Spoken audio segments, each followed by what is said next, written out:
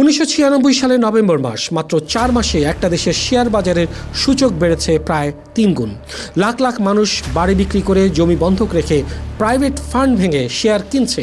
আর ঠিক তখনই একদিনে সব কিছু বদলে যায়। যাদের জন্য এই ধস ঘটেছিল তাদের অধিকাংশই আজও শাস্তি পাননি। আজ আপনি যে গল্প শুনতে চলেছেন সেটা বাংলাদেশের অর্থনীতির সবচেয়ে বড় ডাকাতির গল্প।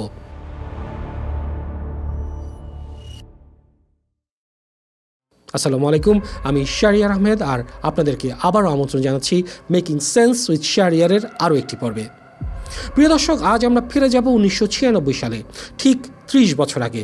বাংলাদেশের শেয়ার বাজারের প্রথম বড় ধস, যেটাকে অর্থনীতিবিদরা বলেন দেশের ইতিহাসের সবচেয়ে পরিকল্পিত একটা চক্রান্ত। The Daily Star, BD News 24, the Business Standard, এমনকি তৎকালীন তদন্ত কমিটির রিপোর্ট, সব মিলিয়ে যে ছবিটা দাঁড়ায় সেটা একটা ক্রাইম থ্রিলারের চেয়ে কম কিছু না। আজ আমরা ধাপে ধাপে দেখব কে, কখন, কিভাবে, কারা ছিল মূল হোতা, কেন আজ পর্যন্ত বিচার হয়নি, আর সবচেয়ে গুরুত্বপূর্ণ এই গল্প থেকে আমরা কি শিখব। চলুন তাহলে শুরু করি। প্রিয় দর্শক, একবার ভাবুন তো সেই সময়ের কথা। 1996 সালের জুন মাস। দীর্ঘ রাজনৈতিক অস্থিরতার পর আওয়ামী লীগ ক্ষমতায় এসেছে। শেখ হাসিনা প্রধানমন্ত্রী, অর্থমন্ত্রী শাহ এম.এস. কিবরিয়া। দেশ জুড়ে একটা নতুন বাতাস বইছে। সরকার বলছে আমরা বেসরকারীকরণ করব, বিদেশি বিনিয়োগ আনব, পুঁজিবাজারে শক্তিশালী করব। কিন্তু এখানে একটা সমস্যা ছিল। দি বিজনেস স্ট্যান্ডার্ডের পরের একটা রেট্রোস্পেক্টিভ প্রতিবেদনে যেটা বলা হয়েছে, সেই সময় ঢাকা স্টক এক্সচেঞ্জে মোট তালিকাভুক্ত কোম্পানির সংখ্যা ছিল মাত্র 192টা। বাজারটা ছিল ছোট, খুবই ছোট। আর চট্টগ্রাম স্টক এক্সচেঞ্জ মাত্র 1 বছর আগে চালু হয়েছিল, অর্থাৎ 1995 সালের 4 নভেম্বর। এবার একটা সিম্পল অঙ্ক করুন। মাত্র 192টা কোম্পানির শেয়ার বাজারে, অথচ কেনার মানুষ লাখ লাখ। চাহিদা আকাশ ছোঁয়া আর যোগান হাতের আঙুলে গোনা যায়।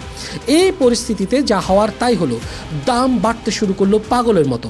দি ডেইলি স্টারের আর্কাইভ অনুযায়ী 1996 সালের জুন মাসে ডিএসির অল শেয়ার প্রাইস ইন্ডেক্স, যাকে আমরা ডিএসআই বলি, সেটা ছিল প্রায় 834 পয়েন্ট। জুলাইয়ে 967 পয়েন্ট, সেপ্টেম্বরে পেরিয়ে গেল 2000, অক্টোবরে 3000। যে কোনো অর্থনীতিবিদ তখনই বলে দিতেন এটা স্বাভাবিক না, এটা একটা বুদবুদ।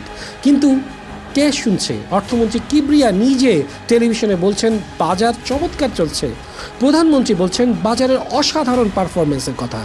সরকারের সিগন্যাল ছিল গ্রিন, যত পারো কিনে যাও। ভাবুন কাদের কথা বলছি। 1996 সাল, ইন্টারনেট নেই, মোবাইল ফোন একটা বিলাসিতা। শেয়ারের দাম জানতে হলে পরের দিন পত্রিকার অর্থনীতির পাতায় চোখ বুলাতে হবে, না হয় মতিঝিলে ডিএসসি ভবনের সামনে গিয়ে দাঁড়াতে হবে। আর সেই ডিএসসি ভবনের সামনেই গড়ে উঠেছিল চক্রান্তের আসল মঞ্চ। দূর দূরান্ত থেকে মানুষ আসছে, ময়মনসিংহ থেকে স্কুল শিক্ষক, সিলেট থেকে সদ্য ফেরা প্রবাসী, পুরান ঢাকাতে ছোট দোকানদার, সবাই এসেছে কারো না কারো পরামর্শে।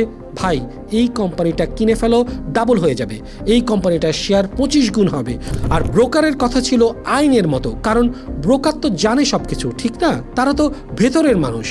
আর সেই বিশ্বাসটাই এই গল্পের সবচেয়ে দামি জিনিস।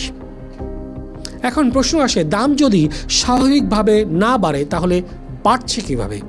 এর উত্তর পাওয়া যায় পরে। 1996 সালের 26শে ডিসেম্বর সরকার একটা তদন্ত কমিটি গঠন করলো।